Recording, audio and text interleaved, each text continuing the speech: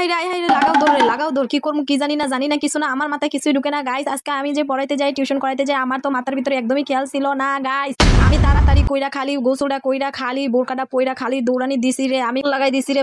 তাড়াতাড়ি ঘরে থেকে বাইরে দেখি আর একটা কি যে কইতাম আমি ভাই, জালার উপরে আছে। আমি কি কইতাম কোন আপনারা, এই যে এখানে রাবিশ ফালাইছে, রাবিশ ফালানোর ফলে অনেক বাচ্চারা হচ্ছে অ্যাক্সিডেন্ট, ছোট ছোট বাচ্চারা হচ্ছে অ্যাক্সিডেন্ট করে ফেলে। এই যে দেখেন ছোট ছোট পিচ্চিরা দৌড় দেয় আর এই রাবিশের সাথে মানে ইটগুলোর সাথে বাড়ি খেয়ে ঠাস ঠাস করে পড়ে যায়। আমিও কতবার উষ্টা খাইছে গেছে, আমি আর কি বলবো।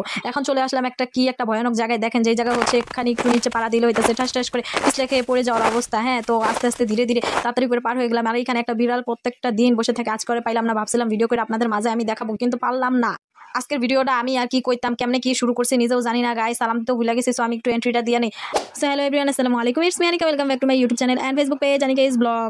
যাই হোক, দেখেন দুই পাশে দুই বাড়ি, এই বাড়ির দুইটা ঘটনা আমি আপনাদের পরে শোনা মনে একদিন টান দিয়া কথা কইতে আজকে আমার দেখি বেশি ভালোই লাগতেছে। আওয়ার সময় দেখি পড়ায়, আনার সময় দেখি এই যে বিড়াল আজকে এই জায়গায় বসে, এটা অনেক ভীতু বিড়াল, বুঝতে পারছেন আপনারা। এটা লাগে প্রত্যেকটা দিনই আমি মজা নিয়ে তারপরে বাসায় যাই, আমার অনেক বেশি ভালো লাগে। হয়ও দৌড়ানি দেয় ভয় পাই, আমিও দৌড়ানি দিই ভয় পাই, কি কোন খাই। তারপরে আবারও ভয়ানক জায়গাটায় চলে আইলাম, আমি আবারও ঠিক সেম ভাবে আস্তে আস্তে করে পার হয়ে নিলাম।